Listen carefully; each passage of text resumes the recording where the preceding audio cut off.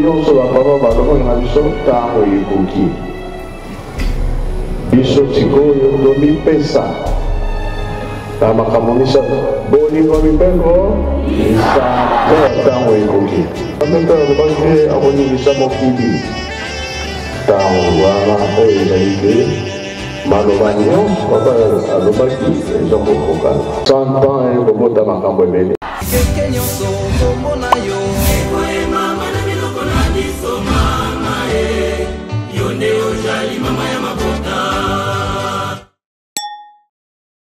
Tata ba mama bilenge balandi ya minga makimbango télévision bana tata molimo santo bino ba bomesana kolanda biso na mokili mobimba butu moi wapi epai toyaka solo ko panza sango mosusu te bobele sango ya yeme ipe kotalisa misala na kati ya mokili mobimba lolenge kani lingomba na ye ezali solo bongo kolekela ya mokolo molelo menga makimbango awa na kati ya siège national ya COSEC société civile na UPN esika wapi to ye solo bongo sangana na tina mosusu te na tina ya point de presse oyo bandeko ya COSEC basili bongo kobongisa na mokolo mwalelo toyeba ete mokolo ya lobi ezalaki bongo boyei ya motu ya train oyo azali kotambwisa n'est-ce pas société civile yango papa valeur mangituka ayaki mokolo mwalobi na koya ena kokoma kotalisa masolo oyo na tina mosusu te na tina ya kosala absolument rappel na bakonzi ya mboka oyo biso na bino toyebi tozalaki présent na palais du peuple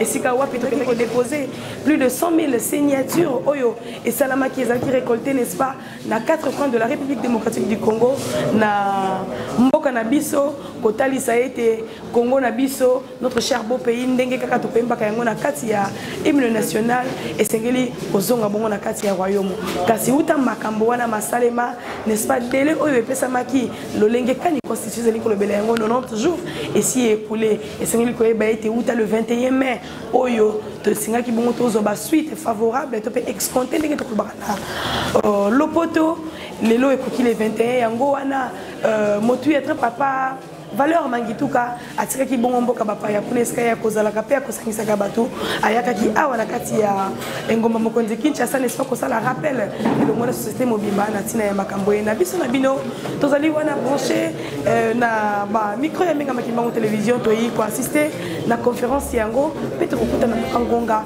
oyo ezali kolanda n'est-ce pas kolanda programme nyonso oyo kopesama na tina yena po na tina mosusu te kobongisa manso wana po na n'est-ce pas kolongwa na kati na bowumbu to po on a des difficultés oyo moto moyindo ali ko butana yango butu moyi tozalaki wana tozali wana pona ko yela bino sango oyo ndeto ko senga na bino butu moyi ozwi ni bakoya ko yamba biso butu moyi to betongo sala na ino geste ya bolingo panza sango oyo pamba tozali ko concerner ngai na yo moyindo ngai na yo africain ngai na yo congolais en particulier ya ko wana tolanda elongo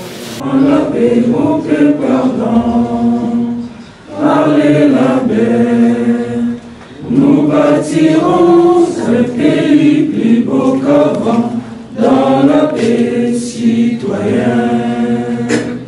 Entonner l'hymne sacré de notre solidarité, fièrement saluer la même d'or de notre souveraineté.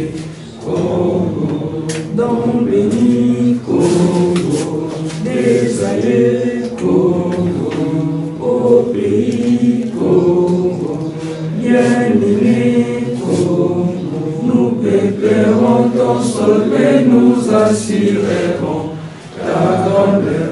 30 juin, au doux soleil, 30 juin, ni 30 juin, jour sacré, soirée témoin, jour sacré de l'immortel, serment de liberté, que nous léguons à notre postérité pour toujours. Bonjour à tout le monde, merci beaucoup. Je m'appelle Monsieur Lucien Buntungi Semelungana, secrétaire général de la COSECAF. Donc, je viens de la France pour soutenir l'œuvre qui nous a été donnée, inspirée par Papa Simba Kimbangu, pour sauver le Congo et l'Afrique. et pourquoi pas le monde. Merci beaucoup. En fait, je suis Madame Denise Benaya Koum. Je suis la coordinatrice nationale chargée des affaires spirituelles et sociales. On est là pour soutenir ces malœuvres et les prophéties de Papa Simon Kimbangu pour que les Congos soient libérés. Merci. Comme on a vu, tout le Kamalandwa. Nazali représentant légal. Il y a Kabeya, Touali, Kiabalongo, Mou Afrika. Et si Kanyoso, Basangana Kanatina, le Duka Bahindo, parce que Maëtozo Monalelo, pour Komona Bande Kunabiso, Batiki, Bauti Mikila Mindele, Baye, Eza Maloba, Oyo Papa Kimbangu Anakaka, Yamwana, Toye, Kupesa, pour na biso attaque ngunza ndenge balobaki makuku attaque oyo ngunza eko pondela nsaku mpanzu zinga soto moni baye batelemi na kinzinga yango lelo biso toye soutenir bato. Nous sommes ici aujourd'hui parce que il y a eu quelques mois, à la date du 21 février 2024, nous, la société civile, nous, le peuple congolais, nous étions partis à la présidence de la République pour déposer notre mémo populaire accompagné de pétitions récoltées dans tous les Congos. Notre démarche est soutenue par l'article 27 de notre Constitution qui stipule que le peuple a le droit de notifier aux autorités ce qu'ils veulent comme changement et les autorités ont le devoir de leur côté de leur répondre dans un délai de 90 jours. Donc la pétition et le mémo qui sera encore réélu par notre secrétaire général a été déposé à la date du 21 février 2024. Et aujourd'hui, au moment où nous parlons, nous sommes le 21 juin 2024. Donc, le délai constitutionnel donné aux autorités congolaises est déjà parti. C'est pour cela que nous sommes là pour rappeler encore aux autorités de toutes les institutions qui ont bien reçu les mémos du peuple congolais et surtout au président de la République que le délai constitutionnel est déjà parti et nous devons nous rencontrer pour parler de ce qui sera notre avenir. Mais pour vous donner la parole d'abord, chers journalistes, j'aimerais donner le temps au secrétaire général de faire encore la lecture du mémo populaire, le mémo du peuple congolais, soutenu par plus de 200 000 signatures que nous avons déposées, 110 000 signatures aux autorités de toutes les institutions de notre pays. Et après sa lecture, nous vous donnerons le temps de poser les questions comme vous voulez. Mémorandum populaire adressé au président de la République démocratique du Congo et chef de l'État, son Excellence M. Félix Antoine Tshisekedi Tshilombo, pour l'abandon de la forme républicaine de notre État et le rétablissement de sa forme royale. Date le lundi 5 février 2024.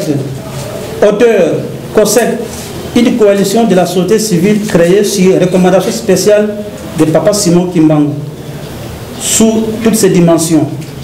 Concerne le rétablissement du royaume Congo de Kimbangu, RKK en sigle, le vocable Congo égale peuple noir, peuple élu de Kimbangu. Chaque Congolais en fait donc partie. Transmis copie pour information à l'honorable président du Sénat,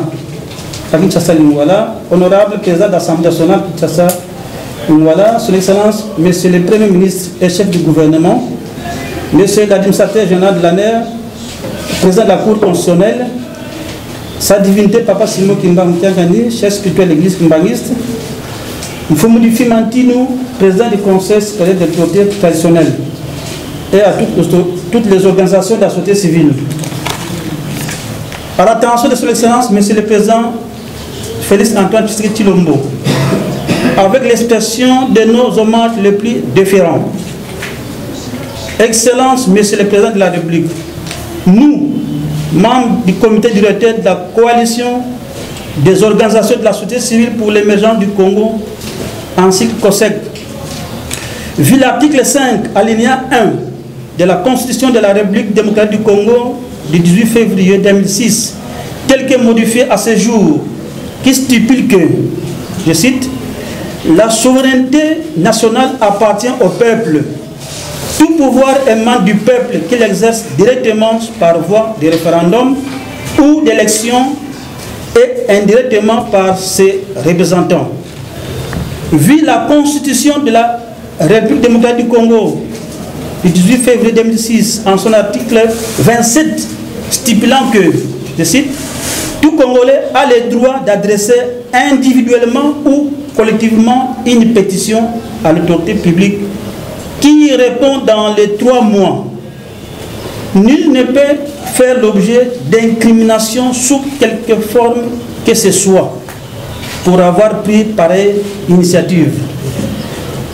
Vu le principe du droit international dit droit de peuple à disposer d'eux-mêmes, selon lequel, je cite, chaque peuple dispose ou devrait disposer du choix libre et souverain de déterminer la forme de son État, de son régime politique, indépendamment de toute influence extérieure. Confronté par la légitimité populaire obtenue de la part des Congolaises et Congolais majeurs, ayant massivement signé en faveur de notre pétition, laquelle continue jusqu'à ce jour de bénéficier d'une très large adhésion populaire. Et surtout, obtempérant aux recommandations et consignes sacrées que Papa Simon Kimbangu, garant de la conscience africaine et sauveur de la 4e génération de l'humanité, nous a donné par le truchement du président de la COSEC, en l'occurrence M. Valère Mangitou Kamamoueni, qui n'est pourtant pas un fidèle kimbanguiste, mais un chrétien de l'église catholique romaine, de surcroît un ancien aspirant prêtre. Oui, il est chrétien catholique, mais Papa Simon Kimbangu l'a souverainement choisi en lui confiant cette lourde charge ou mission. Nous vous adressons solennellement le présent mémorandum d'espoir. Pour votre gouverne, la 4e génération de l'humanité est celle conduite par Dieu le Saint-Esprit, qui en est le patron, tel que promis par le vrai Christ, qui fut lui-même le patron de la 3e génération de l'humanité. Dans l'histoire de l'humanité, il est bien connu que lorsqu'un peuple ou une nation souffre de plusieurs maux pendant plusieurs décennies, Dieu le Tout-Puissant, maître de tout pouvoir et de toute autorité, a toujours envoyé ou s'est toujours incarné en un être humain pour sauver son peuple ou sa nation se trouvant en désespoir de cause. Prenons 3 cas concrets pour bien illustrer notre argumentation.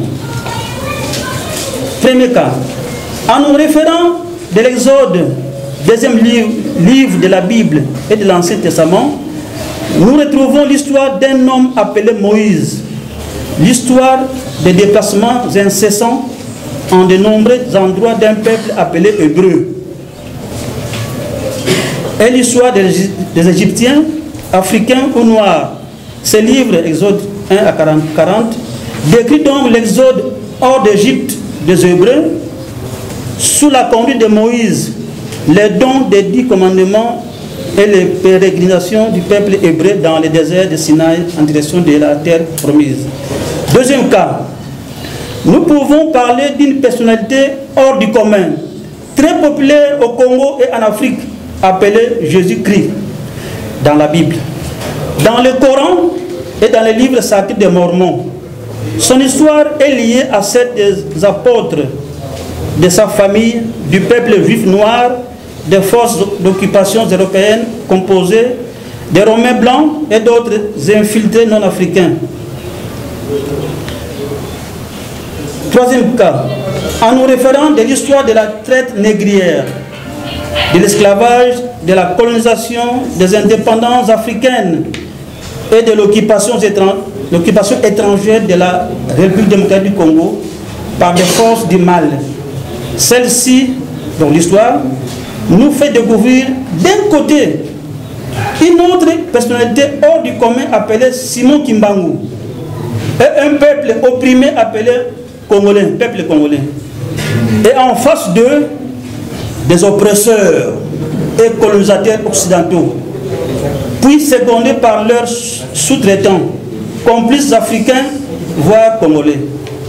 En effet, dans les trois cas mentionnés, comme vous l'avez certainement constaté, il y a toujours eu une personnalité commune qui s'est identifiée de la manière suivante. Primo, dans le premier cas, c'est le Dieu d'amour, de loi et du travail qui s'incarna en un être humain. Et ce dernier s'entoura de son premier cercle composé de ceux qui l'écoutaient, acceptaient son message et qui s'engagèrent à le suivre jusqu'à l'accomplissement de la mission divine. Secondo, dans les deux derniers cas, c'est le Dieu incarné ou Dieu né humain. Dieu s'est donc fait chair pour sauver l'humanité en général ou pour libérer son peuple, en particulier tout en faisant face aux oppresseurs aux forces du mal. Excellence, Monsieur le Président de la République, ce n'est même pas un scoop si nous disons que depuis les années 60, le peuple congolais continue de souffrir de manière atroce et son calvaire va de mal en pis. Même si nous vivons dans une époque qui nous entraîne irrésistiblement dans un tourbillon vertigineux, mais cette dramatique situation n'est nullement pas une fatalité, car nous pouvons agir autrement pour y remédier avec succès. Face à cette situation désastreuse que continue de vivre le peuple congolais, un peuple qui fait aussi partie de la 4e génération de l'humanité, Papa Simon Kimbangu vient de nous donner un message sacré contenant plusieurs solutions appropriées et regroupées en deux principales parties, afin de sortir notre pays de cette situation dramatique en lui offrant les atouts spirituels, scientifiques et politiques pour son développement intégral et perpétuel. Veuillez trouver ci-dessous, Excellence, Monsieur le Président de la République, cet important message que Papa Simon Kimbangu, tel qu'il a été capté, traduit et fidèlement transmis par le président de la COSECAF, M. Valère Mangitou Kamamouene. Première partie de ce message que Papa Simon Kimbangu a envoyé, ce message d'abord concerne nous tous. Mes chers enfants, le moment est enfin venu de mettre fin à l'application des œuvres du maître du mal, dont est victime mon peuple et ma nation.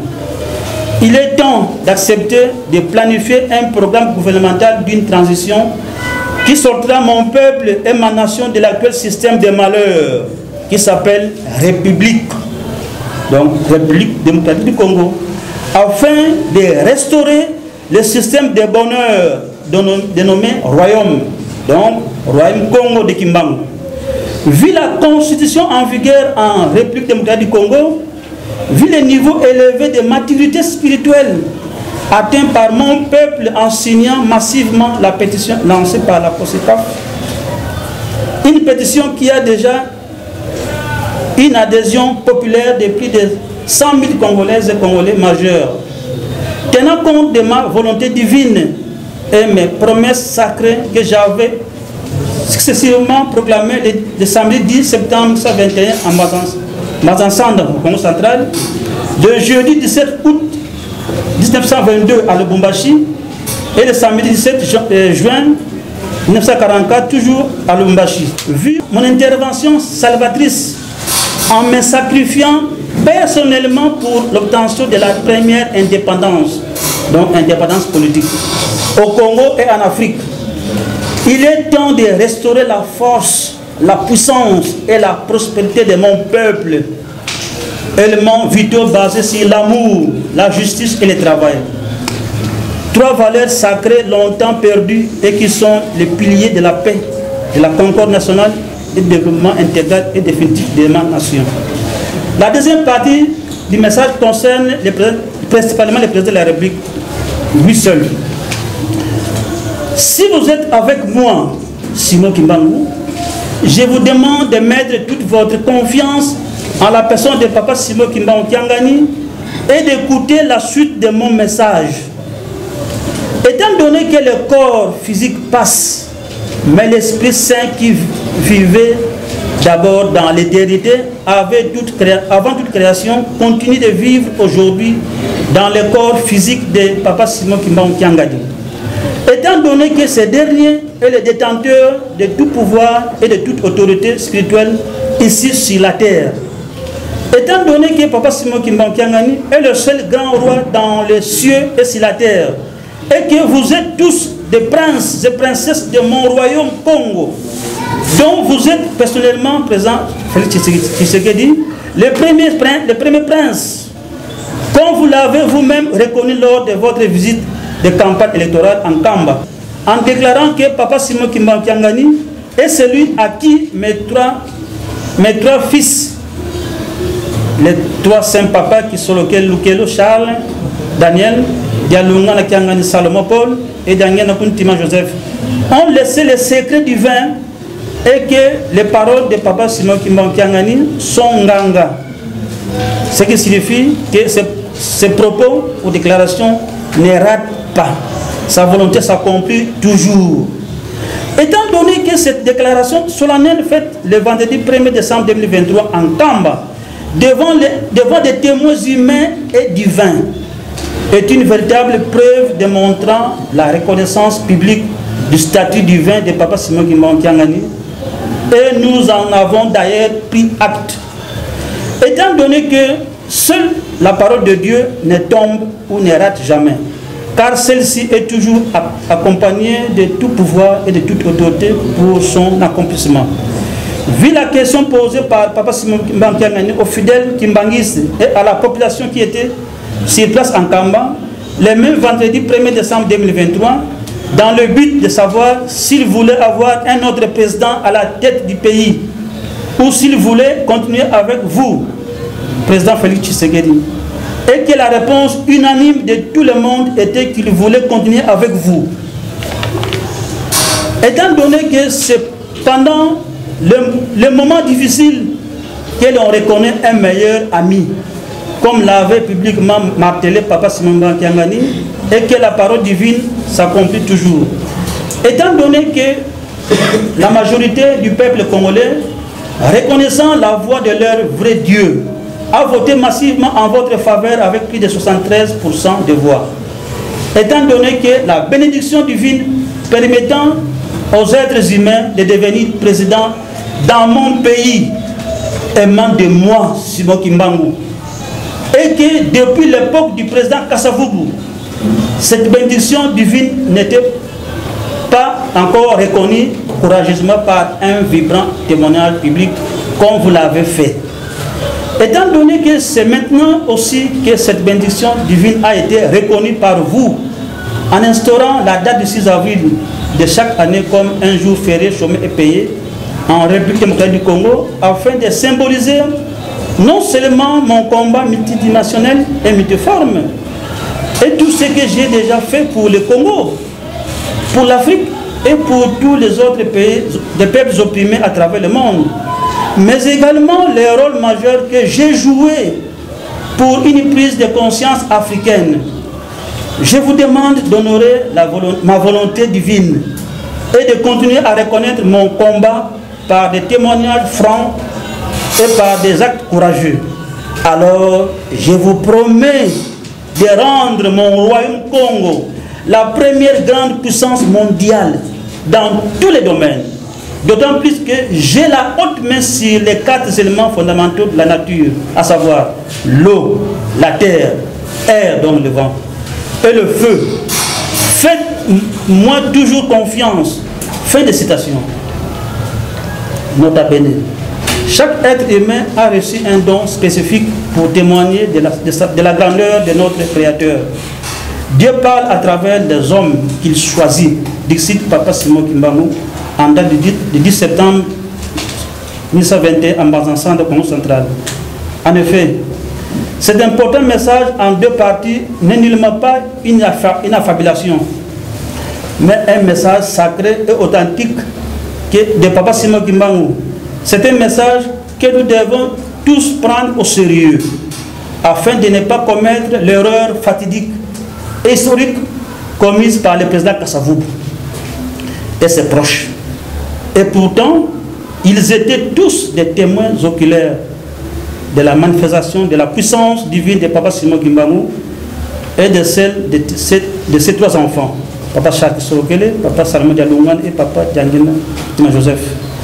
Avant et après l'obtention douloureuse de l'indépendance de notre pays, et précisément avant, pendant et après la table ronde de Bruxelles.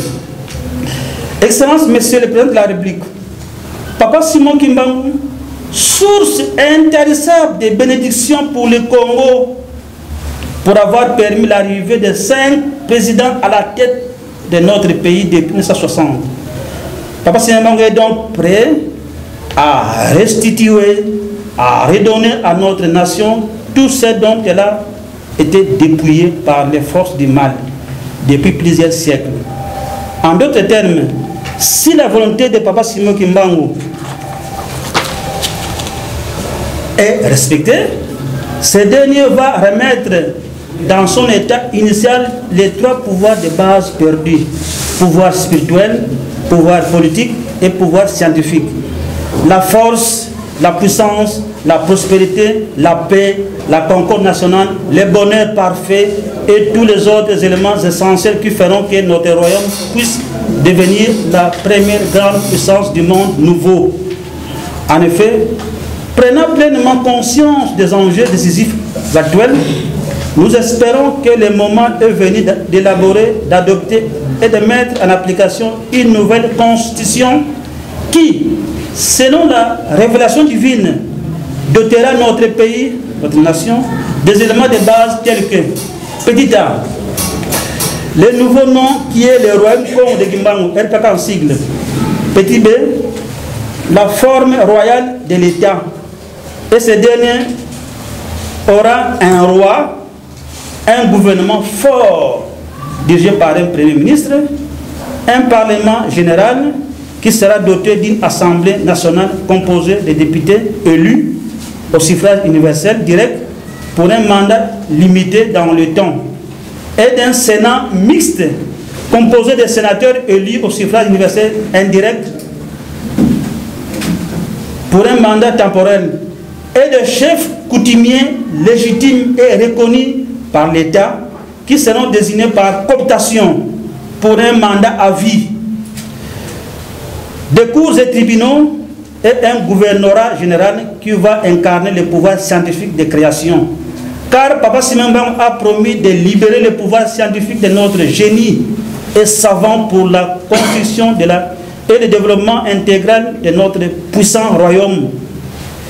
Le gouvernorat général aura aussi la charge de refonder nos 3 principales valeurs ancestrales et sacrées qui vont nous permettre d'assurer et garantir un meilleur équilibre des pouvoirs entre toutes les institutions royales, à savoir l'amour, la justice et le travail. Bolingo, Mibeko, Pemisala. Ezali mabanga misato oyo nzungu Congo et fandelaka pe eko fandela.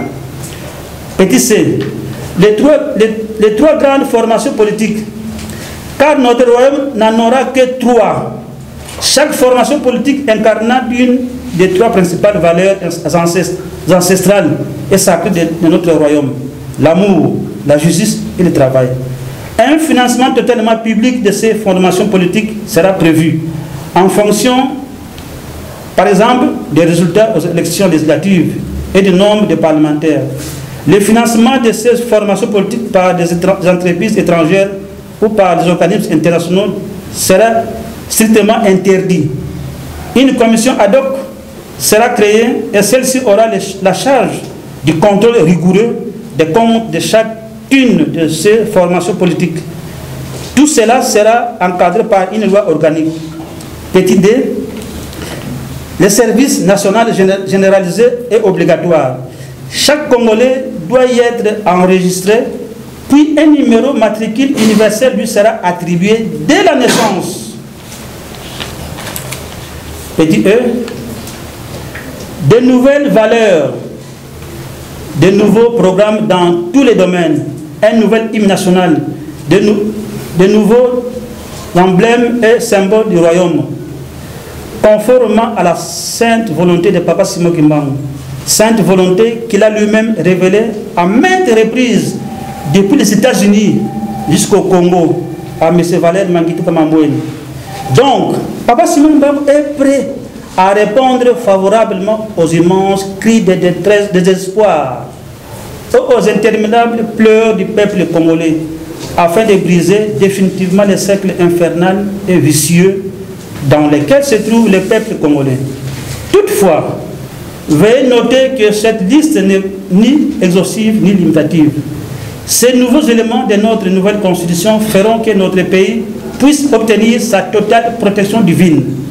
Car cette meilleure protection divine de la part de Papa Simon Kimbangu va nous procurer une couverture spirituelle qui nous permettra non seulement de mettre fin à tous nos malheurs actuels, mais aussi d'obtenir notre prospérité scientifique, donc économique, tant attendue depuis 1960.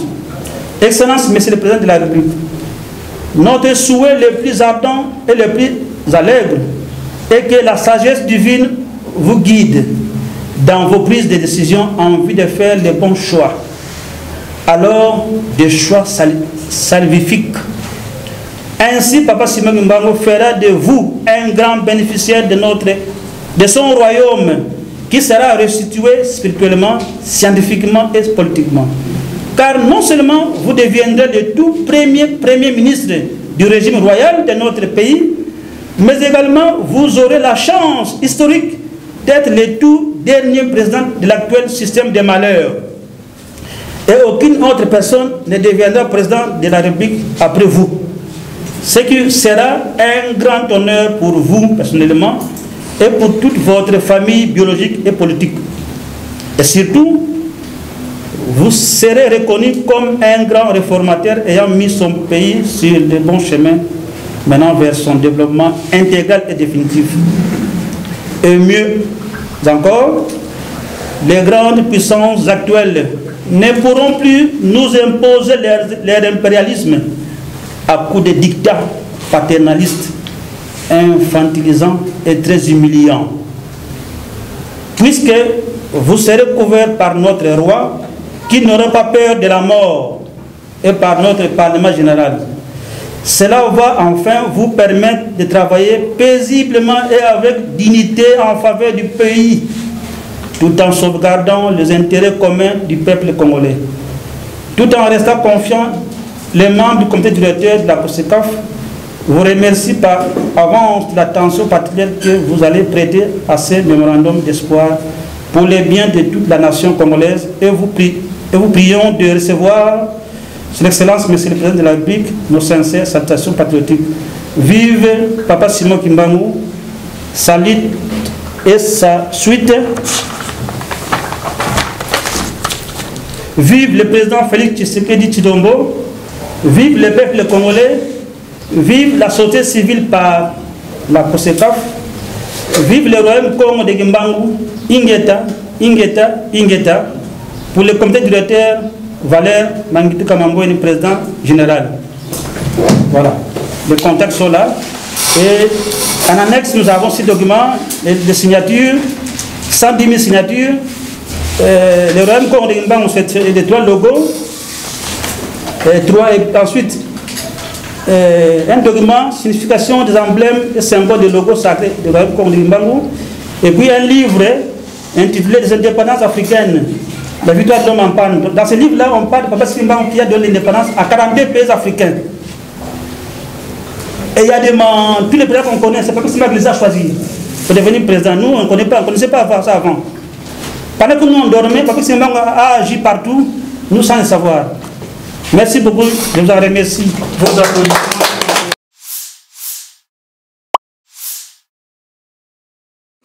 Donc c'est un peu ça. Et la première question, je m'en vais la poser au président Valeur. La RDC est un État laïque depuis son indépendance. le président Kassavou va opter pour la laïcité pour conduire le tout nouveau État indépendant. Mais à travers votre démarche, vous voulez que le Congo puisse retrouver sa casquette de royaume. Et comment cela pourra se faire aussi longtemps que nous avons opté aujourd'hui pour un système démocratique qui donne à chaque Congolais la liberté de religion, la liberté des cultes? Comment cela va se faire? Et la sous-question, c'est au secrétaire général. Quand vous nous avez fait cet exposé, vous avez mis l'accent sur Papa Simon Kimbangu Kiangani, qui est le représentant légal et chef spirituel de l'église kimbanguiste. Est-ce que cette démarche qui est-elle socio-politique, politico-religieuse? Vous êtes une coalition des organisateurs de société civile soutenue par l'église kimbanguiste ou pas? Et c'est ça ma question. Et la dernière sous-question, c'est pour ma maman, la chargée de spiritualité.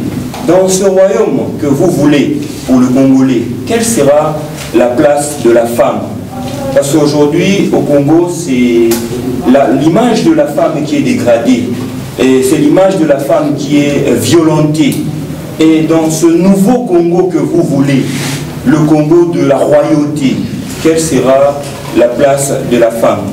Ngunza Kamalandwa, lelo na Congo, toyebike, mingi ya bangunza oyo babima, bakota na nzela politiki, tomona bango lisusuté. Nakota na bakoko, ngunza lokola bandimo na ntemi, papa nkusu, bakota na mambo ya politique, mais tomona que après, epesa ki penza malamu te. Est-ce que ngunza akoko s'engager dans un combat politique? To ngunza azalika na nganzambe o isengeli abia kande bayi politique na musala na bango. Et puis motuna asuka ngunza ozali ko accompagner COSECAF na démarche na bango ya ko restaurer royauté na Congo. Mais COSECAF nde na yoki moi secrétaire général na yoki moi mingi kuma kwa simo kimbangu kiangani. C'est comme si COSECAF pe azali appuyer l'église kimbanguiste na démarche na bango. Même si le président Valeur azali catholique, oh tata c'est moi qui m'a visité. Mais quand c'est ironie du sort pour instaurer royauté dans le Congo, et c'est un combattre le système où est dominant pendant longtemps, il y a un néocolonialisme, où est vendu dans socle à travers l'enseignement où tu sois dans l'église catholique. Nengenimi okomema litna attaque ngunza na démarche pour appuyer COSECAF na démarche na bango. Donc je vais encore expliquer qu'il n'y a pas conflit entre les royaumes et les églises, parce que les royaumes que nous connaissons comme le roi de Maroc, Arabie Saoudite, l'Angleterre, et pas 48 heures passées, moi-même, avant de venir ici, j'étais à Qatar, qui est aussi un royaume. Dans tous ces royaumes, la liberté de culte est garantie. Donc, l'homme étant une phrase inachevée, il a sa liberté de choisir son église. Mais seulement que les royaumes vont nous donner cette stabilité spirituelle longtemps perdue. Parce que ce que nous cherchons ici, c'est la restauration de nos valeurs, de nos forces, de nos puissances.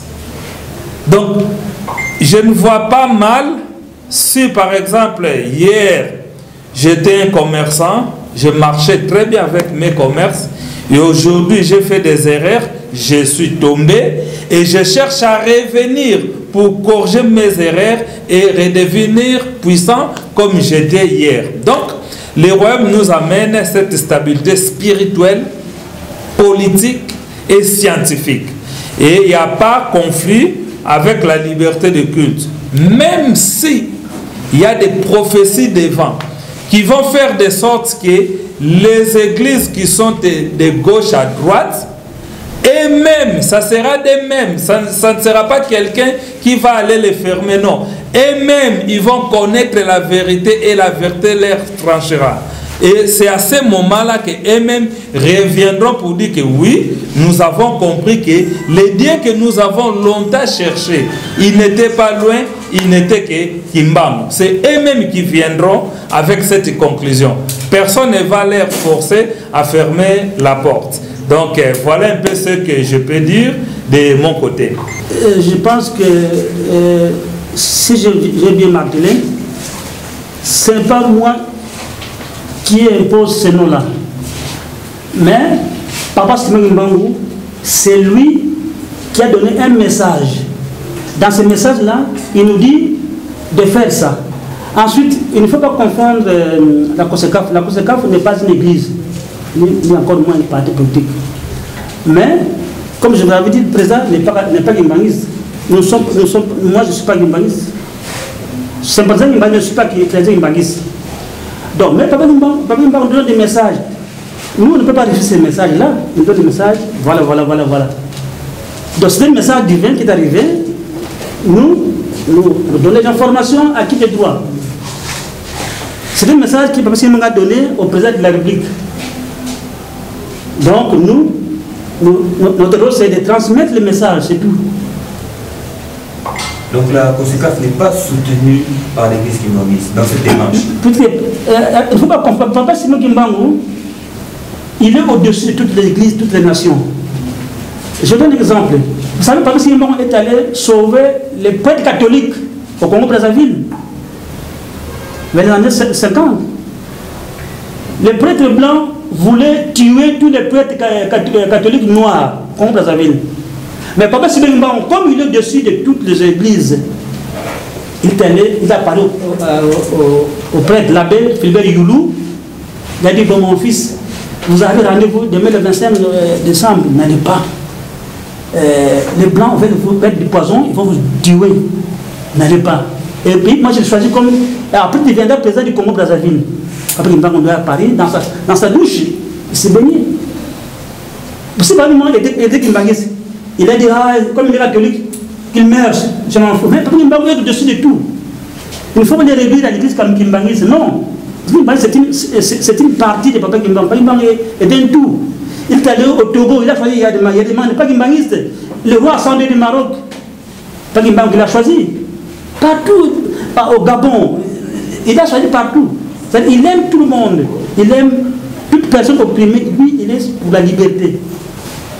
Donc il ne faut pas prendre Papa Kimbangu comme kimbanguiste. Non, lui est au-dessus. La place de la femme dans le royaume, je ne sais pas, dans la République, il n'y a pas de femmes. Il y a des femmes. Dans la République, il y a des femmes. Pour vous dire même qu'aujourd'hui, on a une femme Premier ministre. Donc notre place est là. On lutte ici pour les valeurs Congo. Donc dans les valeurs Congo, quand on parlait du royaume auparavant, il y avait aussi des femmes. Il y avait Maman Kipavita. Dans l'église kimbanguiste, on a la première dame, Maman Mouli, qui a lutté pour l'église. Pendant que Papa Simon Kimbangu était enfermé pendant 30 ans. Maman Mouli était là pour lutter. Aujourd'hui, on a l'église kimbanguiste. Pour vous dire, mon cher journaliste, la femme est là. Pour valoriser les femmes. Donc on va lutter jusqu'à ce qu'on aura le royaume pour revenir dans nos valeurs culturelles. Donc aujourd'hui, on voit des femmes qui ont perdu leurs valeurs. Nous avons des jeunes filles qui ont perdu leurs valeurs. Donc quand on sera dans le royaume, on va lutter pour que toutes ces valeurs-là reviennent.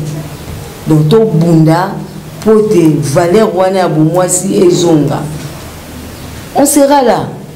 On va diriger notre royaume-là autrement, dans tous les domaines.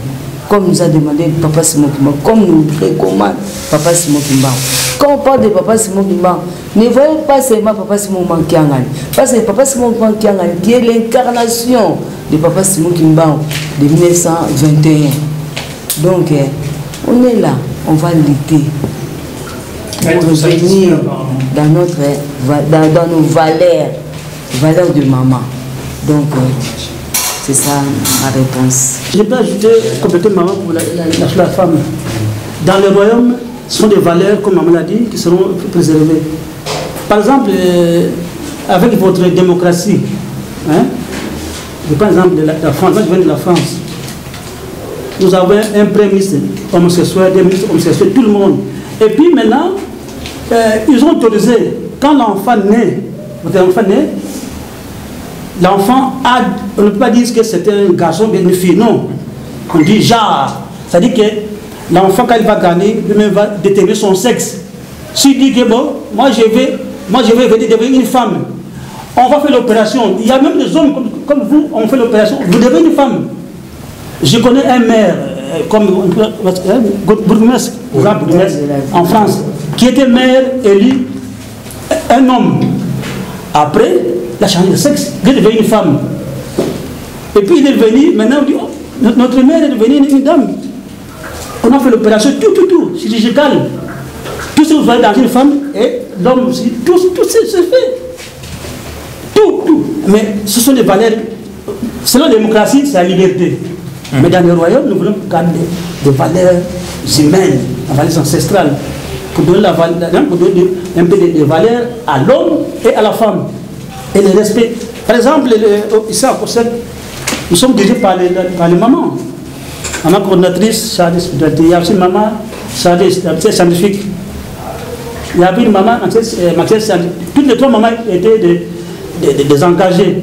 Mais l'autre, comme elle n'a plus de temps de travailler, elle a quitté, mais on a séparé un homme. Mais la conséquence, qui a déjà expérimenté cette valeur-là, a choisi comme coordinatrice trois mamans.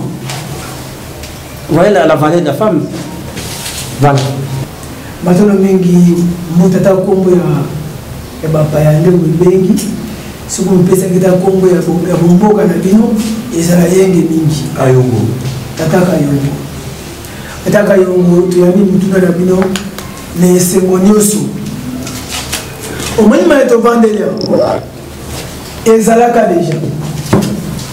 M'a été vendu là. Ezala ka na 1950.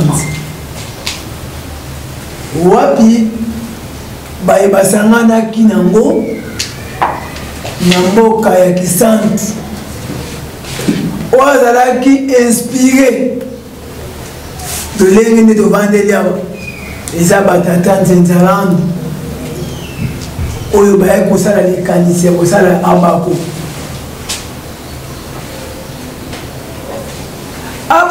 mission nango na mission oyo bandeko balati veste pour la radio sultan Zangunza aba commission oyo yaki na yango ezali kosenga indépendance te poto ke na démocratie mais mission ya abako ezalaki poto senga bonsomi tozonga na ndako tozalaki ndako nini mundele akutaki biso eza ndako ya royaume potangu Diego Kao aye tangu Diego Kao aye, Diego Kao akutaki biso na ndako ya démocratie te. Mais Diego Kao tangu Diego Kao aye, akutaki bayindo na ndako ya royaume. Mais tangu moi échec et salemi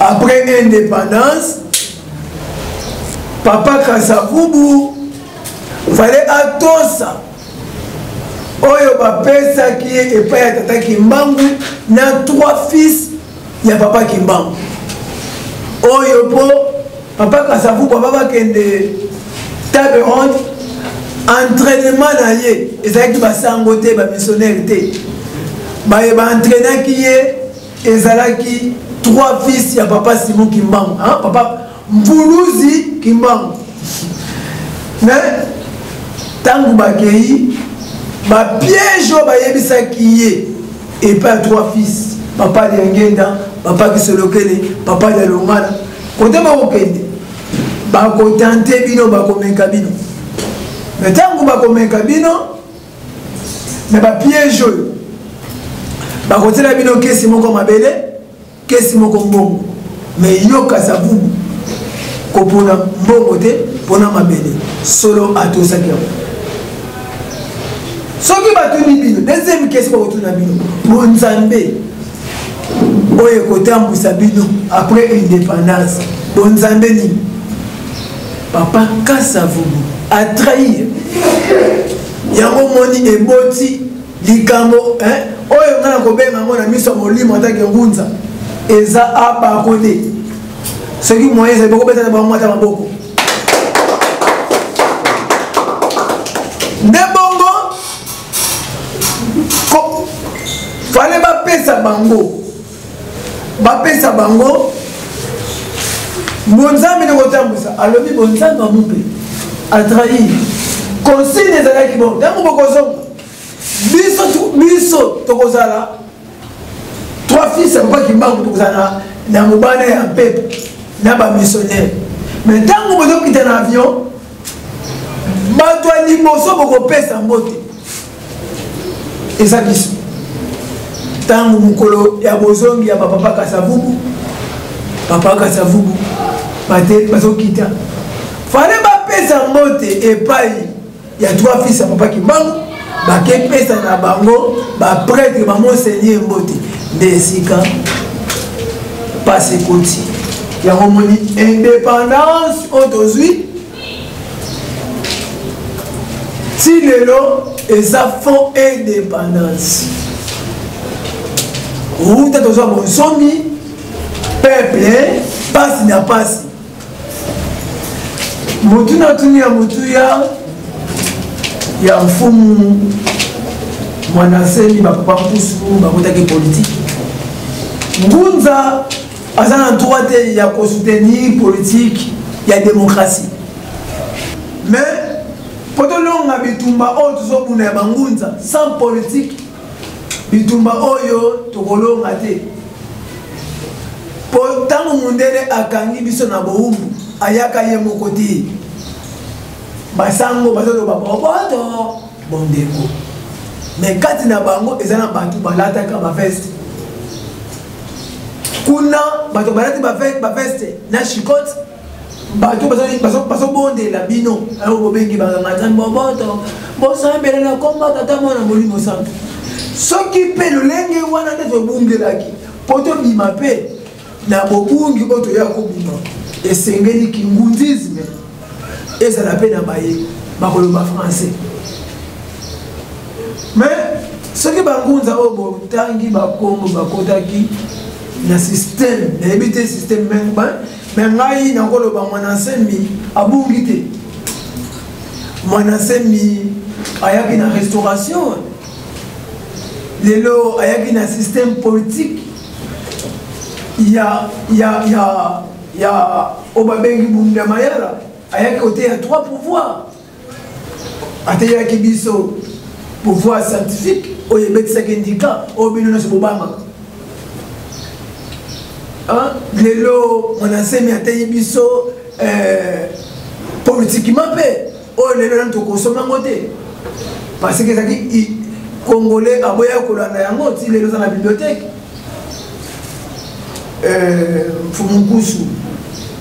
Fumukusu abungi te azali mais chaque ngombe ezalaka na ngonga nango lelo bakomi bapatriage nakanisi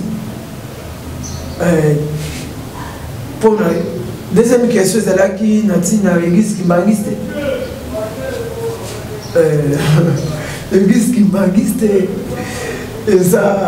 eza Vatican ya banoir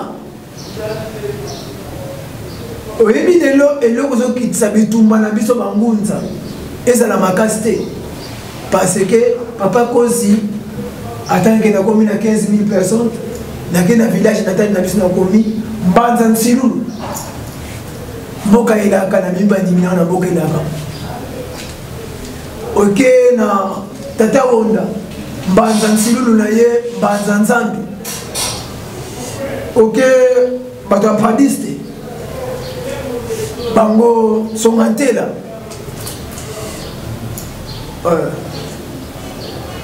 mais tokolonga bitumbango lolenge nini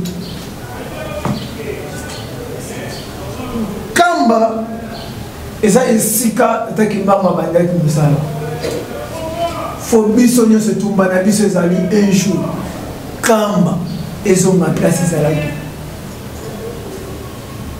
pour kamba eza fatigant bayido papa ki angani soki ntango wana bilaka mfumukima lingomba kimbango mpo lingomba kimbango ezango ya moko biso nyonso tosalaka evel yango moni ti lelo mangomba kimbango ezalaka mibale te lingomba kimbango ti lelo nazoyoba ezalaka kimbangisi te nanga ngunza différence sa te différence ezalaka makomi oyo bakoma église de jésus christ sur la terre mais bango basambelaka makolo ngulu nga mpe nasambelaka makolo ngulu elingi koloba na mokuse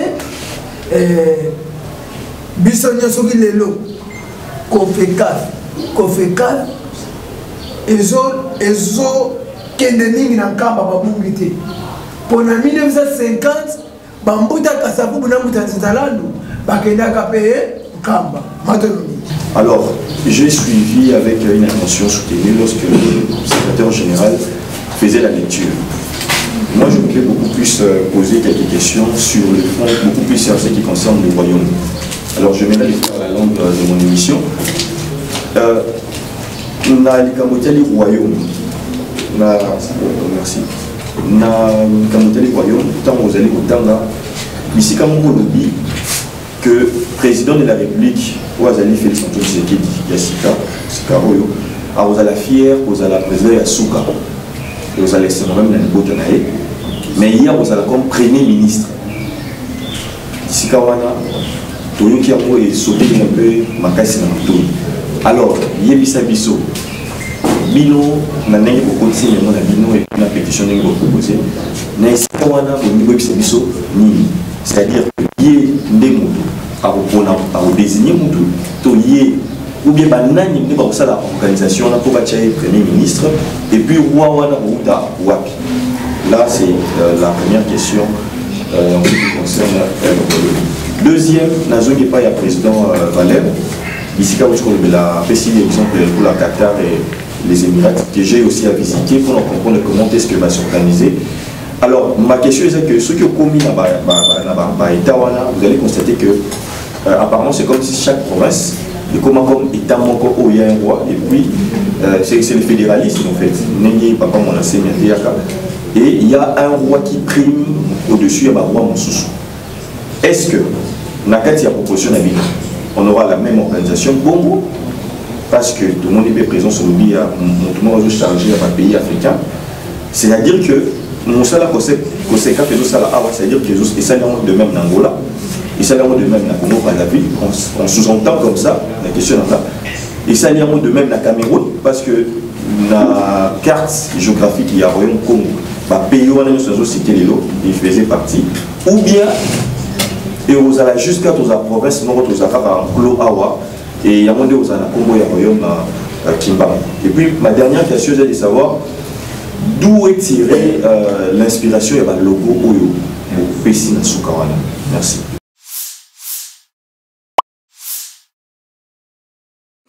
Parce que Ozala Kinabiso na sortie officielle et à COSEC au Esama Bongo le 30 juin 2021. Donc déjà à partir du 30 juin 2021, pour na kotamba mon question ya likambo ezo toucher en Afrique.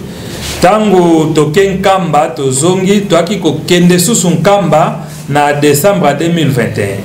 Donc tant que ça a sorti officiel, on était COSEC tout court.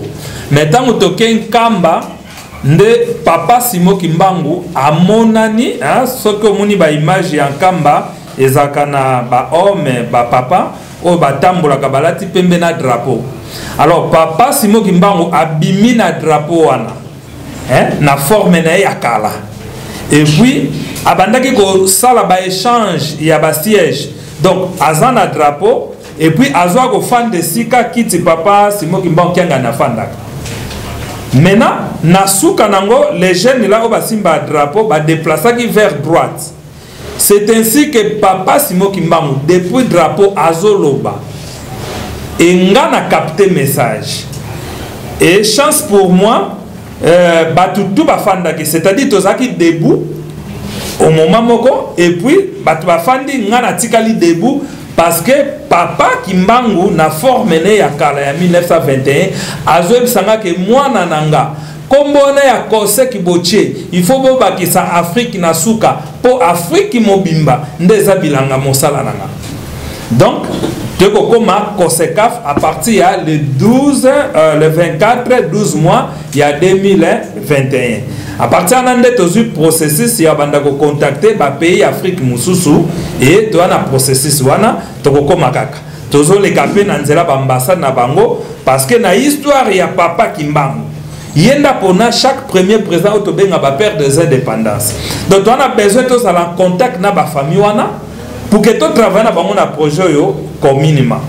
Alors, donc, tozongi na point ya royaume indengo lobby, parfois ba province, moussous na ba royaume iwana, bazape na ba petit roi na bango, et puis il y a un grand roi qui dirige. En tout cas, na révélation o tozanango, royaume o ya Congo, eza royaume oyo, et kozala likolo ya ba royaume nyonso. Cela veut dire, par exemple, en Afrique, awa, ton royaume ya Maroc. Et puis, vers l'Afrique du Sud, tu as un royaume moussou, c'est ça qu'on a na katouana.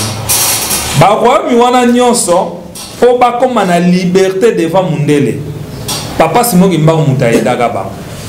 Même itango totanga ka masolo ya Égypte, tu dis que Égypte c'est la puissance. Mais quelle que soit puissance au bazala nango, po bazwa liberté vis-à-vis ya mundele, c'est Papa Simon Kimbangu.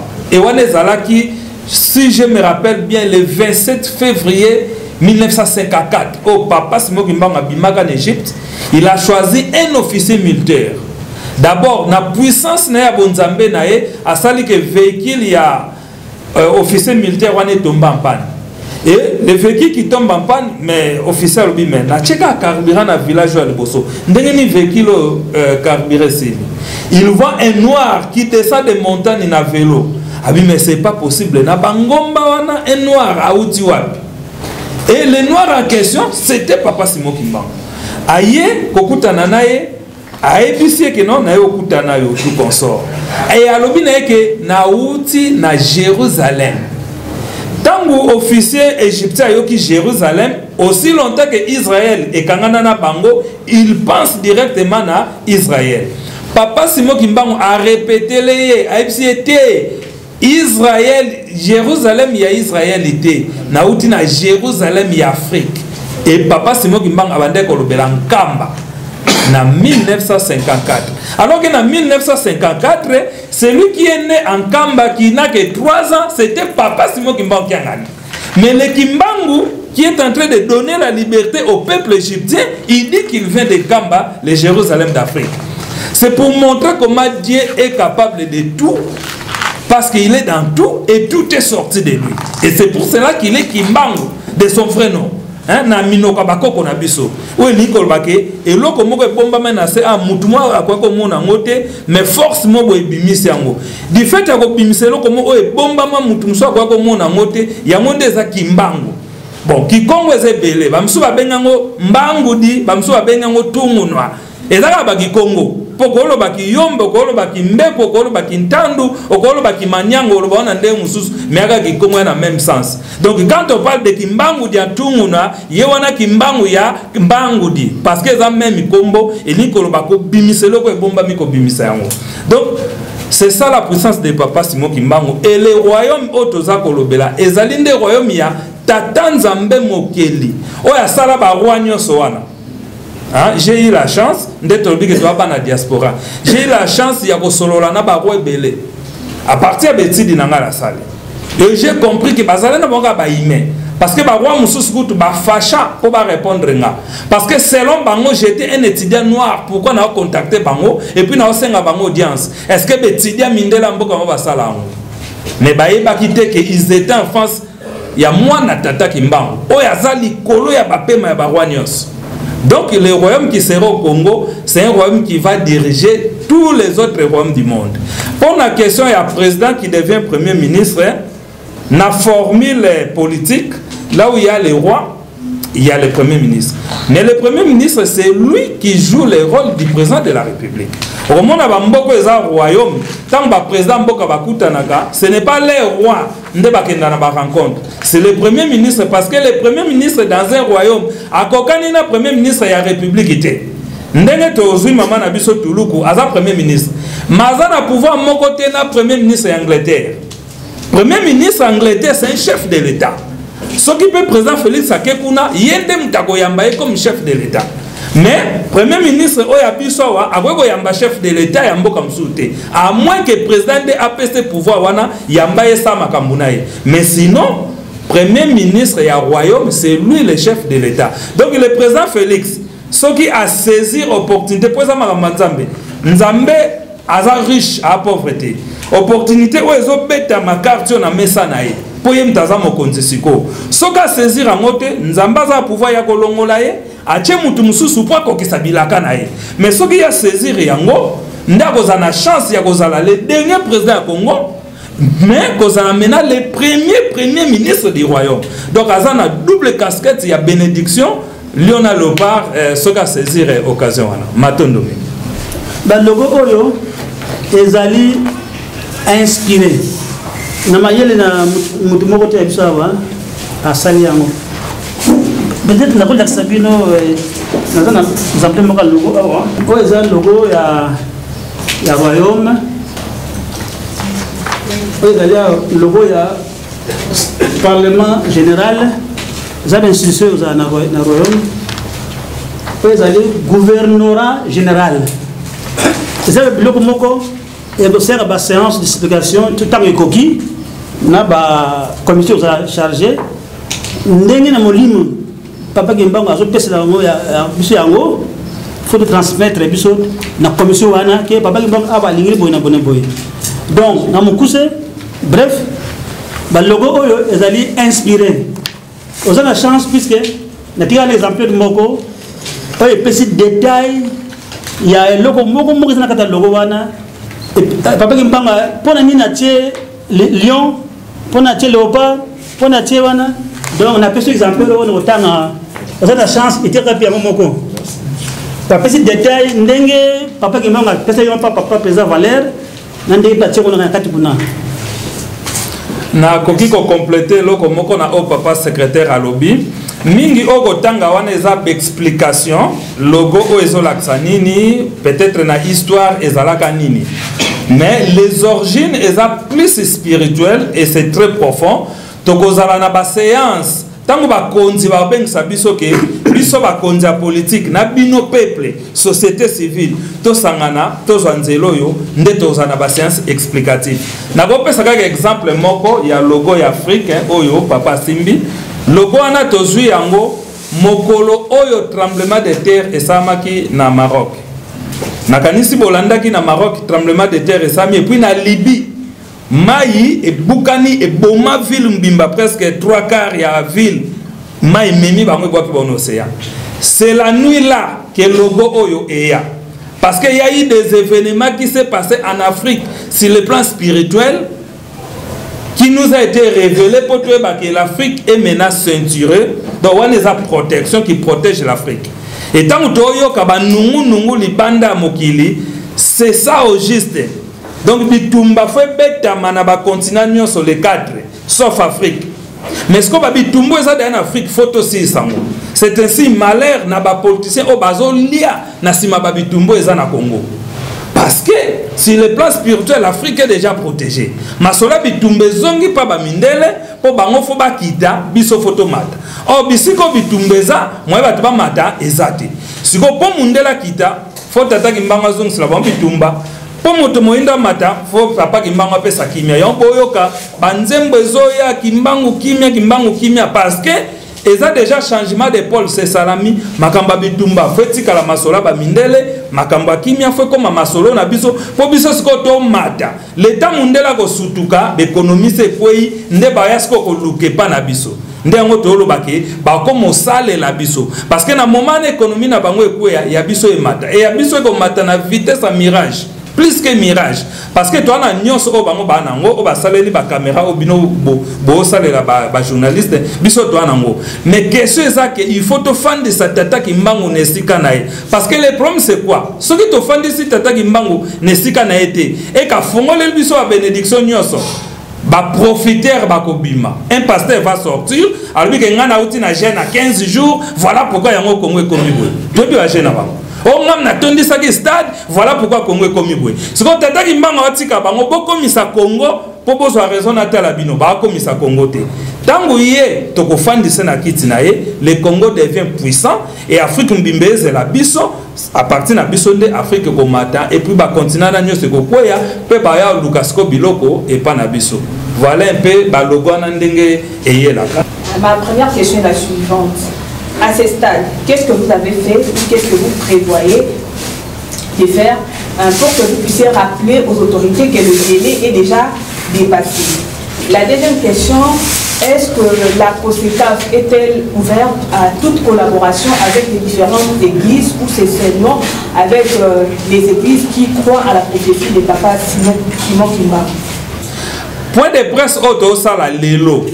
Et ça pour rappeler bango qui est en accord avec la constitution en vigueur en République démocratique du Congo, na ndenge peuple pesaki bino masolo ya koluka Congo ya sika et sengela ki pour répondre biso avant le 21 mai. Donc le 21 juin 2024, nous faisons rappel aux autorités politiques que vous avez des documents que le peuple du Congo, dans les 4 coins du Congo, a signé la pétition en accord avec la Constitution dans son article 27. Vous devez prendre vos responsabilités. Vous devez nous montrer que vous aimez le Congo. Donc, aujourd'hui, c'est un rappel. Demain, nous allons continuer à communiquer avec le peuple. Parce que ici, nous rappelons les politiciens. Demain, nous irons rappeler le peuple. Que vous vous rappelez, en 2023, on était ici, vous avez signé la pétition, oui. Cette pétition est boycottée par les autorités. Par manque de réponse des autorités. Et qu'en conséquence, nous, peuple congolais, nous sommes soutenus par l'article 5, alinéa 1 de la Constitution, pour notre souveraineté. Parce que celui qui souffre, c'est le peuple congolais, ce n'est pas le Premier ministre, ce n'est pas le président de la République, ce n'est pas les conseillers. C'est le peuple profond qui souffre. Et ce peuple a toujours souffert depuis 1960, comme mon papa secrétaire l'a dit. Sinon, on devait déjà être plus loin que les autres. Mais nous sommes en retard. C'est pour cela que le moment est venu, la maturité est là, la prophétie est là. Nous rappelons à nos autorités, vraiment, na bolingo nyonso mboka, tolingani fort, pe tolinga Congo biso nyonso tout, topé sa Congo chance. Ne fils que pour la génération future, va vivre bilaka, bazala malam. Alors, pour la deuxième question, c'était quoi? Les églises? Oui. Conseil avec les églises. Comme nous disons, moi-même je suis de naissance catholique. Et j'ai eu la chance, après avoir été catholique, j'ai encore parcouru toutes les religions du monde. J'ai eu cette chance. Donc, je suis quelqu'un dans le plan de Dieu qui peut aider même les églises à s'unir. Donc, la plateforme de la société civile, nous sommes prêts à aider les églises à s'unir. Parce qu'en réalité, il n'y a que 2 églises. L'église du diable, Satan, les maîtres, et l'église de Dieu. Les restes là, ce sont des chambres, des chambrettes, des offices, des officines, des business. Mais si il nous accorde cette chance, comme nous avons l'invitation qui est lancée, peut-être nos services de secrétariat vont vous donner ces invitations pour qu'à travers vos services, vous puissiez nous aider. Nous invitons tous les Ngunza et nous remercions notre papa qui est à côté de nous. Il est le premier à répondre à nos appels. Je ne sais pas ce que Papa Kimbangu lui montre pour nous faire confiance. Parce que quand on a appelé les gens, les Ngunza et les chefs coutumiers, pour faire le combat du 6 avril, il était le premier à nous accompagner. Et donc, il croit un peu à nous. Et nous l'avons gagné. Parce que si jamais le 6 avril était proclamé jour férié chômé, Aujourd'hui, là, on allait parler d'autre chose. Et ça sera la même chose. Si jamais le royaume va arriver et que les politiciens vont accepter de s'asseoir avec nous, les peuples, pour que nous puissions travailler sur ce projet du royaume, nous parlerons d'autre chose. Parce que Tata Kimbangu a tous les pouvoirs. Il a les pouvoirs sur les matières, les mécaniques. Lui, il peut bloquer toutes les caméras à ne plus fonctionner. Lui, il peut bloquer les avions, lui, il peut bloquer les satellites, lui, il peut bloquer les trains. Il a les pouvoirs sur toutes choses. Fabriquées par l'homme ou naturel, lui en a les pouvoirs. Ce sont des choses qu'on nous a cachées.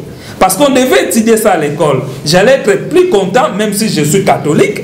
Mais à l'école, à ce qui concerne le cours de l'histoire, on m'apprend l'histoire de mon pays d'un homme super à toutes choses. Mais malheureusement. Donc, pour les églises, je reviens pour dire que nous les invitons. Les Ngunza sont invités mardi le 25, ici, à 14 h. Nous aurons notre conversation sur l'unité des peuples noirs et l'origine des peuples noirs. Là, ça sera le mardi le 25. Nous lançons l'invitation à tous les Ngunza et à tous les chefs coutumiers. Venez à l'IPEN, au bureau national de la coalition des organisations de la société civile pour l'émergence du Congo et de l'Afrique. Venez mardi le 25 à 14 h, tous les Ngunza et tous les chefs coutumiers. Les pasteurs, les bishops, les prophètes, les prêtres, tous les noms que vous avez, les noms religieux, venez, vous êtes invités ici au bureau national de la COSECAF le mercredi 26, donc la semaine prochaine, pour que nous puissions parler de l'origine de l'homme noir et de l'unité du peuple noir. Et l'invitation est aussi lancée aux intellectuels, les chefs des établissements, les chefs des associations et mutualités, les préfets des écoles, les directeurs des écoles, les professeurs des universités et des lycées-collèges. Venez ici au bureau national de la COSECAF, ici à l'IPEN, le jeudi à 14 h. Nous allons parler de l'origine de l'homme noir et de l'unité des peuples noirs. On nous a montré la carte de l'Afrique qui est déjà ceinturée, protégée. Mais nous, les peuples qui sommes à l'intérieur de l'Afrique, on n'a pas le temps d'en parler. Donc voici, l'occasion est là, et le vendredi 28, l'invitation est lancée à tous les membres, surtout les leaders de la COSECAF au niveau des communes et des quartiers, et les activistes qui ont participé aux récoltes de signatures des pétitions, de nous joindre ici à 14 h. Nous allons parler de l'origine de l'homme noir et de l'unité du peuple noir. Et quand tout sera mis au point, nous allons prendre les matières que nous, les leaders, nous allons développer toute la semaine ici. Quand nous allons maintenant descendre à chaque commune, chaque quartier, nous montrerons au peuple ce que les leaders ont parlé. Et quand nous allons nous retrouver, les peuples venant de toutes les communes de Kinshasa, au centre-ville, peut-être à l'estade, peut-être au Parlement, et le jour-là, nous allons aussi parler de ce que nous avons retenu et de comment nous allons marcher dans ce projet du royaume. Question na mois de février. Na mokili l'église à Mibale. Église yo ya Nzambe, l'église à Satan. Yo me rotala l'église au Sambala. Ça ya Nzambe ya Satan. Bon, biso to prévoir nini pona mituna makambe zaliawa et outil pendant l'aïté na maye na ngate ezali message au papa Kimbangu a pesi par canal papa président tout que c'est pas président de la République tout que c'est qui message si comme biso to yebi constitution est bon après 90 jours pesa biso réponse papa Kimbangu a ici biso bana bonjour na suna Congo botu na président de la République moi na ngai makambo na tindaki pana bino na yebi ke komaki est-ce que makambo wana c'est-à-dire que tu es obligé de te montrer. Tu dis que tu es obligé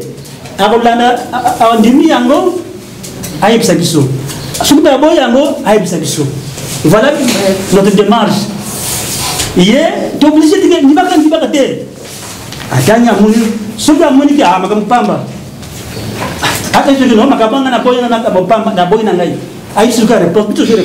que transmettre le paquet de droits. So dans les gars, makambo na meza bien, vous êtes fan, putain la makambo na namoni yango eza bien mpo lokumu ya mboka na biso mpo royaume ezonga royaume na mokili na molimi ça ezongaki déjà sur le plan spirituel le royaume est déjà présent témoin par présent amonaki yango déjà balakisi yango maki mpaveta bazosepela tous les anciens rois du royaume Congo bazosepela to royaume bakovita nkango bakataka motu na baza Congo bazosepela po royaume oyo akufelaki ezongi sur le plan spirituel et tout le monde a physiquement. Voilà, on a une base de personne. Merci. On s'est rendu, c'est papa Massambukidi, Ngai maman, nan les oiseaux filmés.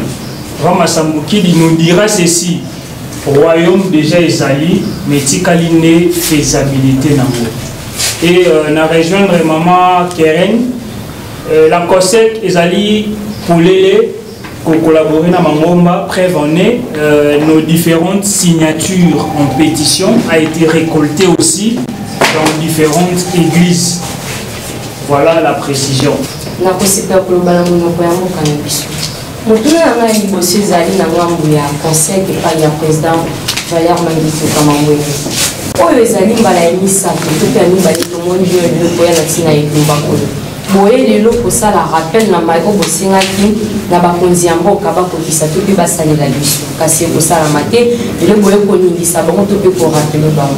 Alors na itinda oyo tata kimbango abesi bino na komunda natina ya kokambola bayini nini on voulu ya kolobela bino par rapport ya maiko bakonzi ya mboka bakoboya kokokisa to pe kosalela.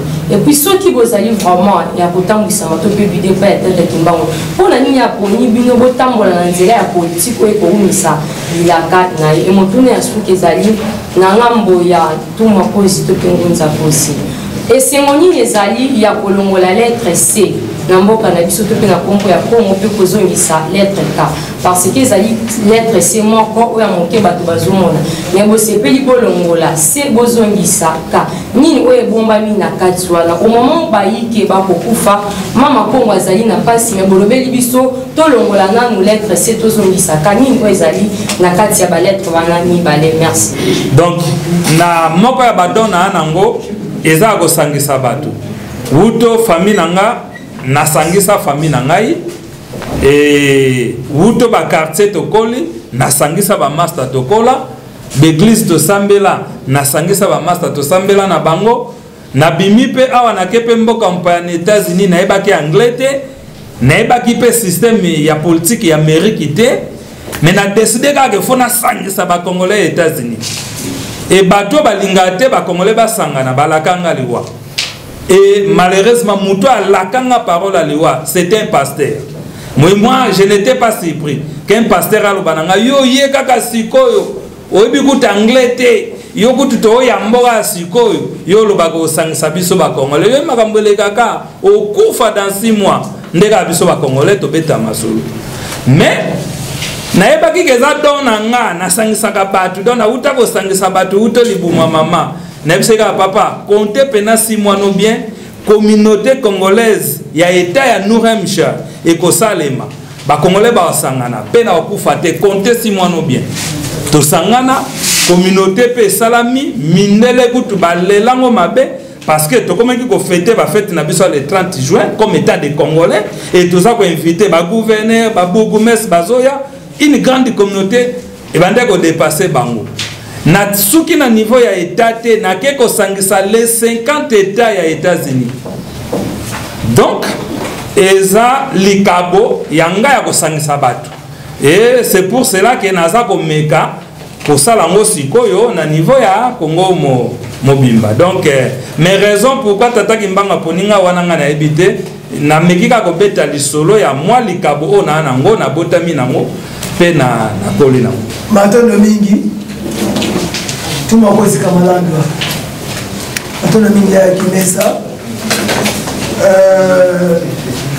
pona ko changer tumba ya bangunza ase bangunza mingi teto de kana bitando le baka esengeli Congo teba kolongola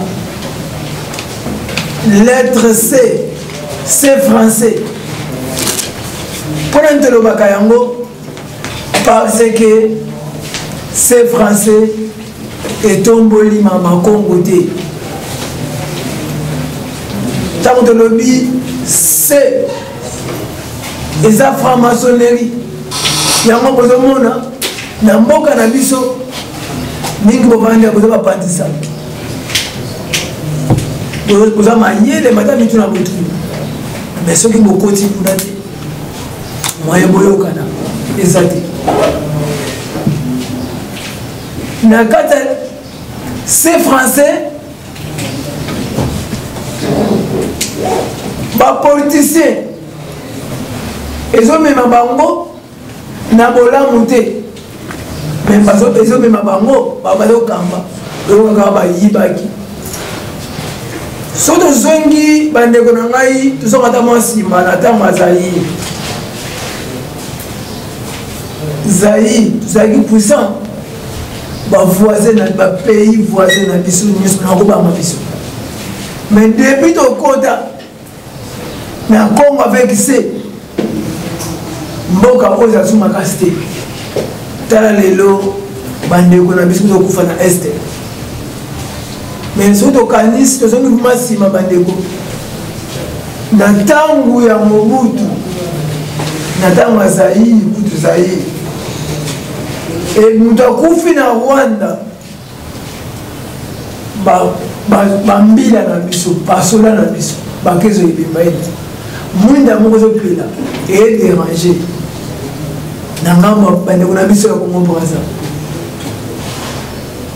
bakomanda na biso bakezwa mwinda wana soki balita bangunza tobundaka mpona kolongola c'est Congo avec c'est poza Congo libabi poza na esengo nango poza na muta franc-maçonnerie deuxièmement biso balita bangunzelaka mwa makambo ebele ata drapeau wana koteli bato bayaki na drapeau azalaki te mpona kozonga na drapeau balogo oyo bomoni awa eza balogo mosusu ya république ntango tokozonga na royaume yango kopesa biso makasi ata drapeau oyo toza nango oyo ya drapeau ya RDC oyo mbuta Valère alati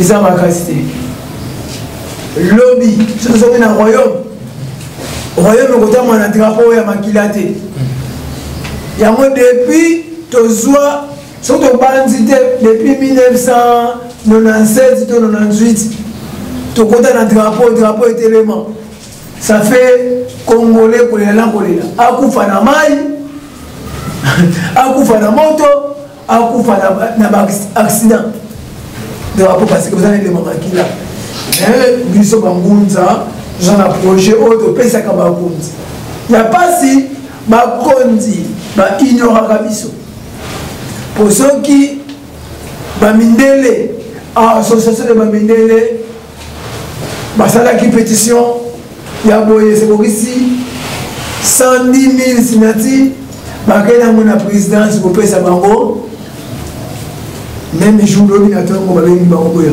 tosolo mais encore koma papa kimbangu bakangi miso même bayebakanga bango mpe miso na 1950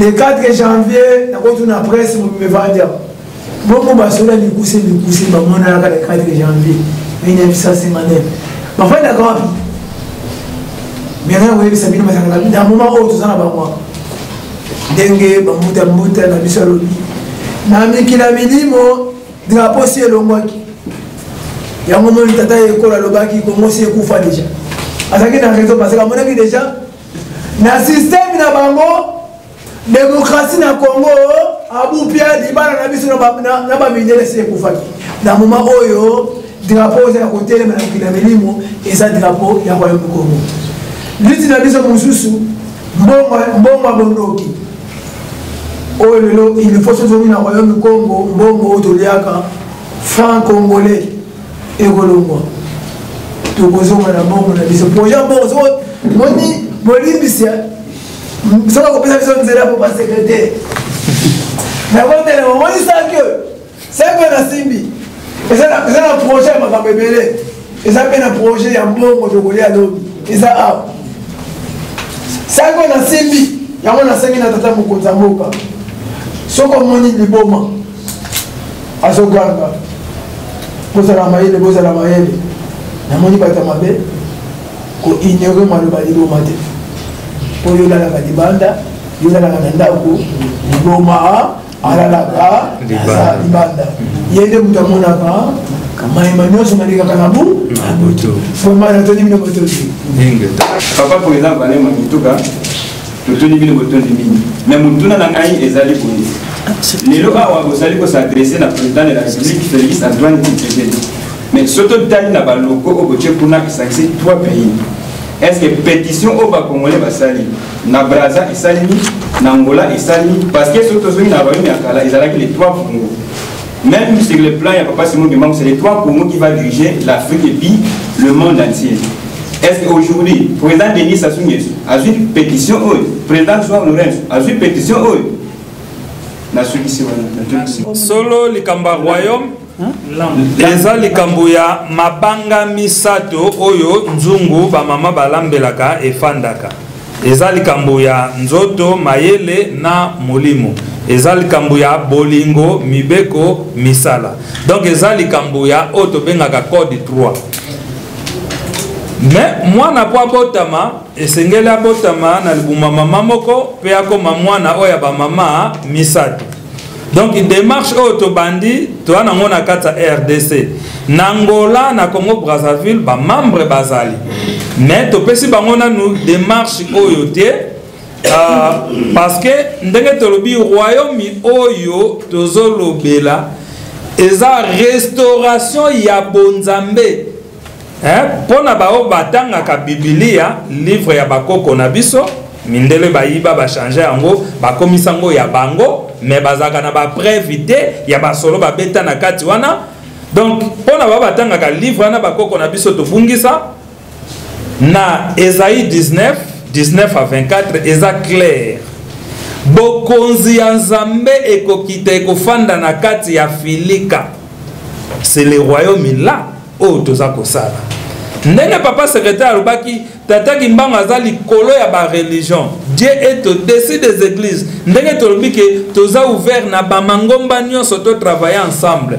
parce que eza royaume ya tata nzambe mokeli donc na liloba na ye ya bokeli na nguya na ye ya bokeli ko babenga molimo santo donc eza yango wana ekomama des millions des années passées biso to na chance même si tout le monde royaume angote mais tozo participer lelo na génération au balo bela likambango likambo elobama des milliers des années batu bakufa baibite ce ba monango mais une chose est vraie que parmi pe ba bakufa nzambe sa zongisaki bango poto na 4e génération 5e génération ezate oyo la kamaki depuis la première génération oyo bakoko na biso ba perdaki depuis première génération nzamba za kozongisela biso yango na 4e génération donc les royaumes oyo ekofanda na bakongo nyonso misatu me fe botama na RDC po mokile banda na RDC bakoko batang bake kotonga royaume Congo ba dirigeaki yango depuis na mbanza Congo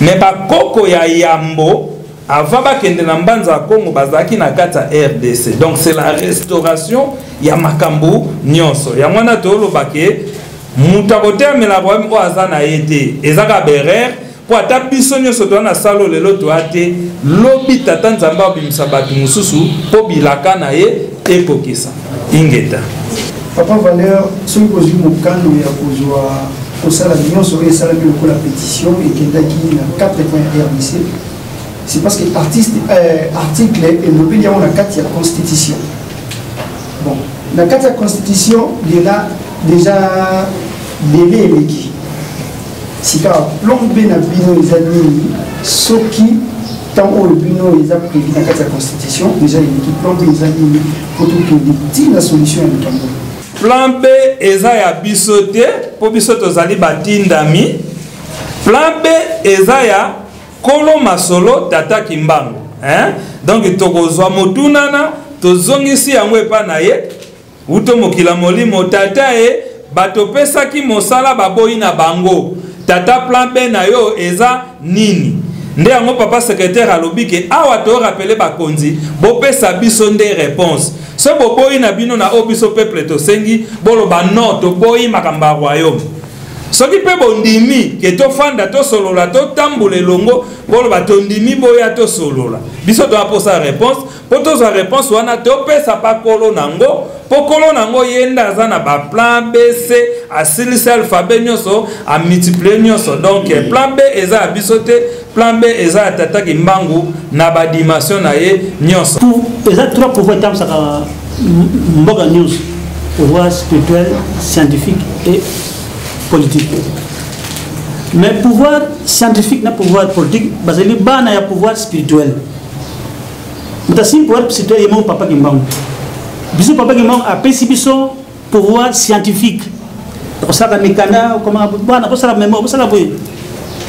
Et yebe muta pesi pouvoir politique pa ya président de la République Pata Fati. Alobi maye moi abi azab moi na ngai. Maye o ya sena kingai ngai ta salili ye na spécié o ya sana ki ngai be tata na ye na sene makambo siko bongo tuna a pesi bile ya nini makambo o ngai tata na ye na sena ki to o mo na sena ngai ndeko na bino adi na ye na ye na bisu zaka bana papa Kimbangu a sena ki officiellement le 1er décembre 2023 na Nkamba abi devant témoins visibles et témoins invisibles. Oh ya senaki papa sa pesi. Siko yo encontre papa senaki makamu. Pona bolamo ya bino bana nga bino nyonso na libota. Po libote ken liboso. Poko de ngona buumbu. Botu na ndeko na bino apesa bino yano. Avant nga tata na zwa décision. Voilà. En résumé, démarche de l'ango awa. Les coups contrôlés, dans le sang, indépendance, raison d'enfant, longtemps courbé, et pour le bon, prenons le plus bel élan, dans la paix au peuple perdant, par le labeur. Nous bâtirons un pays plus beau qu'avant, dans la paix citoyenne.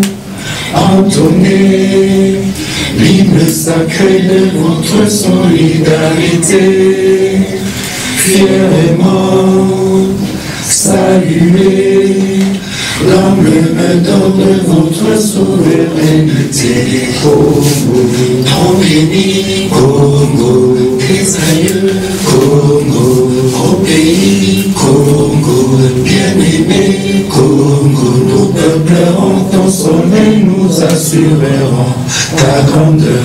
30 juin, au doux soleil, 30 juin du 30 juin, jour sacré soit le témoin, jour sacré de l'immortel, serment de liberté, que nous léguons à notre postérité pour toujours.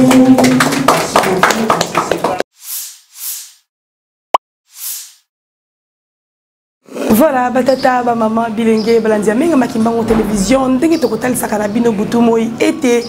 Tozali wana pona sangwa tata molimo centre yango wana na souci ya koseka ndenge pe bango bakotambola ka selon ba discipline to pe selon etindami tata mokonzi ya bule oyo apona bongo mosali na kati na elanga na ye papa Valère Mangituka ozali na biso awa pona kopesa ye mokumba na maso mazali ko salema papa to pesi mbote mama boye malamu matondo mingo mobembo eleki malamu papa skaka songi bisa vraiment esengo ezali ya mingi koyeba penza comment la présence na bino awa na tina ko sala rappel n'est-ce pas biso na bino to alaki témoin na mai maleka ki kuna na palais du peuple et mikolosi eleki ngana komay ko mituna yango présence zongi na yake ine na mboka na bango ya malili mais nzambe asali mokano était le 21 un mois oyo 90 jours et s'écoulé un mois de rappel to ye poto n'est-ce pas ko ningisa bakonzi na etinda mina mokumba oyo bozali ko mema o tata simo kimbango apesi bino kasi na kota la conférence lolenge kani eleki na ndenge bosili kota lisana biso manso lelo oyo yambo ete to banda conférence bozala ki n'est-ce pas na 2 3 4 ministères impression menga makimbango pambate tout a été dit tout au long ya point de presse na biso kasi ba impression to pe souci ezali ya koyeba esika boutaki na ba ministère bouti et pe si boni pambate souci ezali to kende au but ya likambo yango pototike na tata simo kimbango lolenge nini ya kotambusa deuxième partie oyo ekosalema sima ya réponse oto ali kozela na kati ya bakondi ya mboka matondo mingi mama na ngai toyebi malamu ete tango tokendaki ko déposer pétition pe mémo ya peuple congolais na présidence de la République ezalaki bongo le 21 février 2024 na tango wana mama premier ministre azalaki nanu te gouvernement o ezalaki wana babandaki kaka ko signer ba bloc ndenge wana po ba préparer ko bima na bango nde na tina wana to kendaki lelo lisusu le 21 ya juin 2024 pour na kotika copie d'information officielle na mama premier ministre ya koyeba ete tango oya kotaki na noté mokonza mboka azwaki déjà masolo na mesa na ye pamba te mokonza mboka ya akomaki mokonza mboka en toute légalité légitimité après que basalaki inauguration na ye na stade de martyrs nde na tina wana pona kotika mama premier ministre azala kaka bongo te ayoka ngo na masolo nde biso moko na botosi leta toke topesi ye mikanda yango officiellement nde démarche wana tosali lelo pe ba démarche eza ebele po ba ministère mususu pe baza pe na posa mukanda yango bakozwa yango pe bisika ndenge na ndenge baza na posa mukandana tala mama na ndenge makambu eza kokende matondo mingi faute de temps président badeko ebele basilaki ko pesa ya bango mituna kasi souci na biso ezali ya koyeba to bandi ete mutuna o ba congolais bako comprendre yango penza malamu te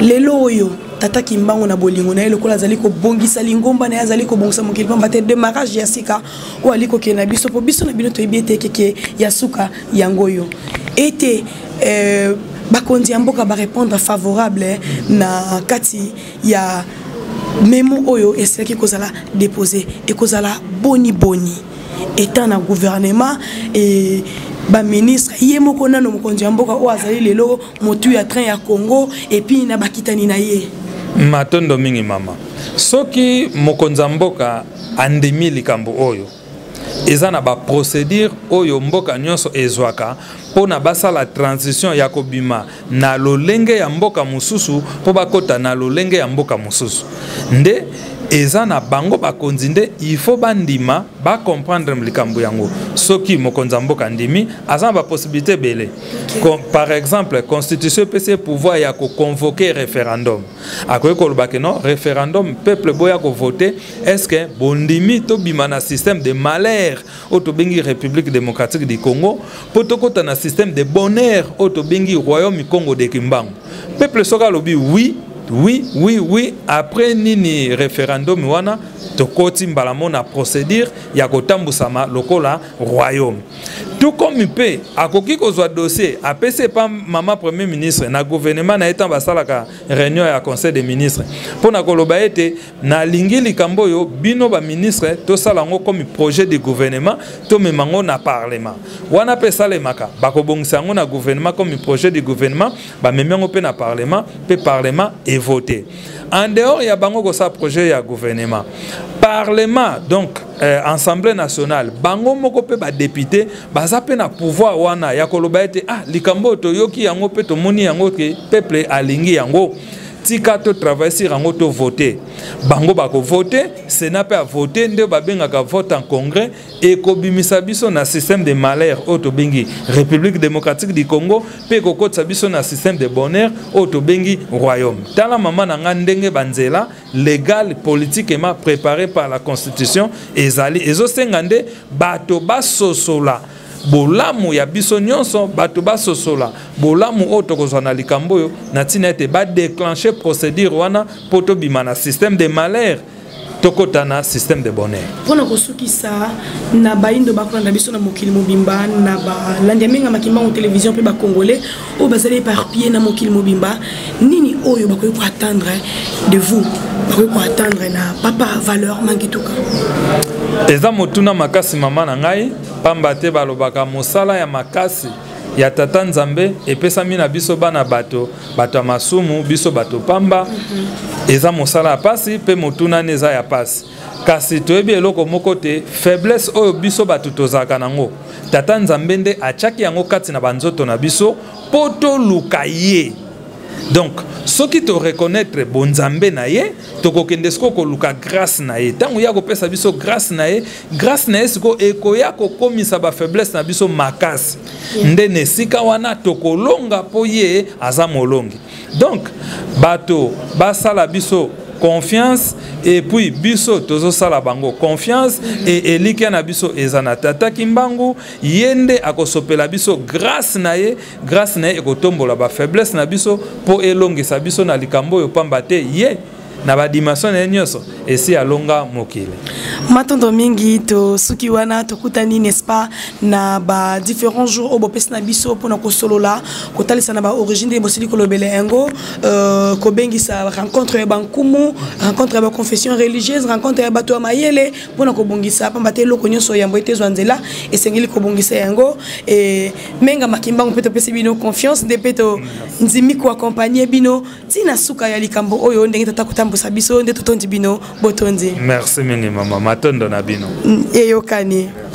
Voilà balandia menga makimbango télévision toyaki solo bongo biso na bino elongo natina mosostene to bisaka bino ete esika nyonso likambo etata simo kimbango kiangani ezali ko benga biso to kokende pamba te mosala na biso to peso na biso ezali ko accompagner œuvre salvatrice ya IMA tala moko ya n'est-ce pas mabongisami oyo apesi na bande ko société civile COSEC pona kotambwisa likambo oyo esengo ya komona Congo ezonga na royaume ndenge kaka batambusi na yango basili kotalisa na biso nde toyaki solo bongo ko kabola mai oyo na bino ko assister na kati ya point de presse pona kosala rappel totalisaki bino ndenge lekaki na kati ya palais du peuple et toyepe lisusu kotalisa na bino lolenge kan tozali ko bongama nde tosengi na bino botika la brancher na kati ya chaîne na biso menga makimbango télévision butu moi po tolanda n'est-ce pas lolenge kani COSEC akosa entretenir na bankumu